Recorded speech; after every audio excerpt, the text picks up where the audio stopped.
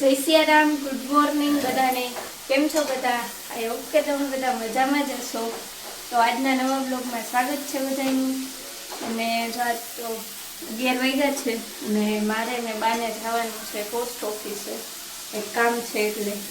તો અમે બે અત્યારે યાદ જાસી, બાકી બધું કામ તો થઈ ગયું છે. અને મમ્મી એક માટે નાસ્તો બનાવે છે, ચિપ્સ બનાવવાની છે આજ તો. નહીં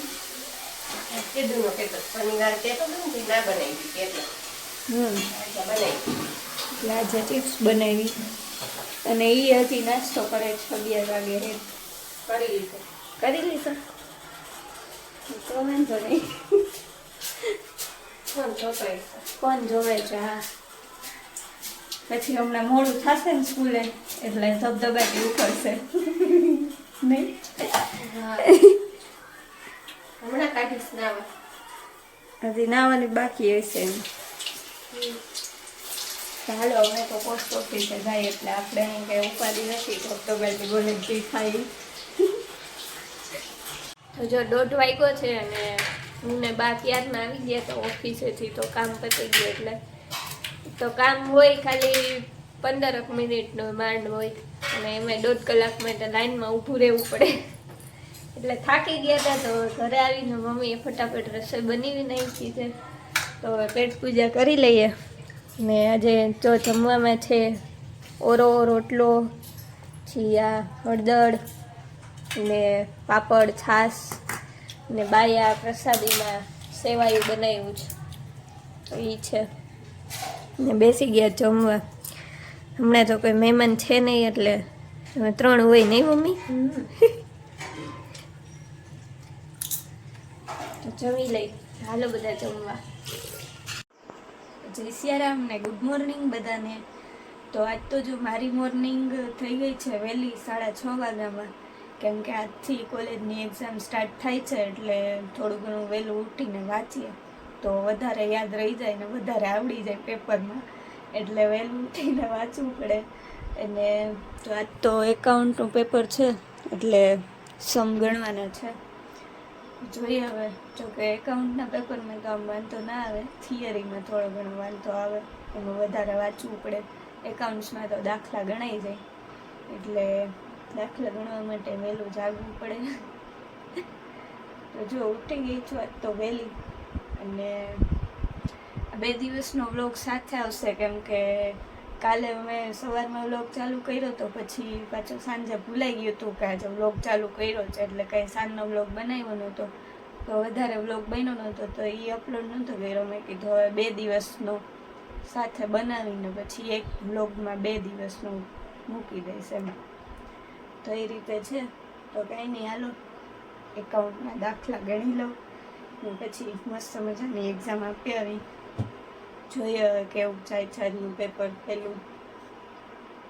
તો જો 1:45 વાગી ગયા છે અને જમી લીધું છે કેમ કે મારે એક્ઝામ દેવા જવાનું છે. થોડુંક વહેલું બનાવી નાખ્યું હતું મમ્મીએ જમવાનું, તો અમે બધાએ જમી લીધું છે. અને હવે બસ ભોળાનાથના અને રામાપીરના દર્શન કરી અને એક્ઝામમાં બધું આવડી જાય એવું કહીને જવાનું છે એક્ઝામ દેવા માટે. જો હજી કામ બધું બાકી છે એટલે મારે તો ટાઈમ થઈ ગયો છે એટલે મમ્મી બધું કામ કરે છે હજી. આ તો તારે એકલીને કામ કરવું પડશે ને. થઈ ગયું. થઈ ગયું. શું થઈ ગયું? તો હવે કરી નાખજે આટલું. ને થોડાક એક અઠવાડિયું ખાલી, પછી તો ઈ તો કઈ બીજું આવી જાય. ના હવે તો કાંઈ નહીં. કઈ કામ હશે એટલે વસ્તુ કીધું છે. હાલો કેમ કે અમારે ઓલી એક્ઝામ એને એવું હશે ને પાછું. એક્ઝામ હવે તો હોય. હવે પોસા તો કરી દેવાય ને. પોસા પોસા પોસા પોતા હા પોસા મારી દેવાય. પણ નહોતો ટાઈમ, મોડું થઈ ગયું ને કઈ વાંધો નહીં. પછી એક્ઝામમાં મોડું ન થયું. હા હવે અત્યારે 2 વાગવા આવ્યા. નીકળો. બે ને પોળા ભાઈ હાલો નીકળીએ. ચાલો. જો 9:45 વાગી ગયા છે ને મમ્મીએ રસોઈ બનાવી નાખી છે. બધા બેસી ગયા છે જમવા. જો અને આજ તો જમવામાં છે મેથીનું શાક પછી મમ્મી આ સ્પેશિયલ ચટણી બનાવી છે, લાલ મરચાં ને કોથમરી ને બધુંની, રોટલા ને છાશ ને પાપડ.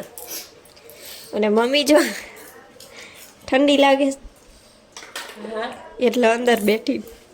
હવે તો થોડું બધી અહીંયા પંખો ચાલુ હોય ને એટલે નહીં. ત્યાં બારે પંખો ચાલુ હોય, મને ઠંડી લાગે એટલે હું બેસી જવાય. તો શરદી થઈ જાય. થઈ ગઈ છે તો મેં ઓલરેડી જમી લ્યો તમે જો અહીંયા બેસતો હોય.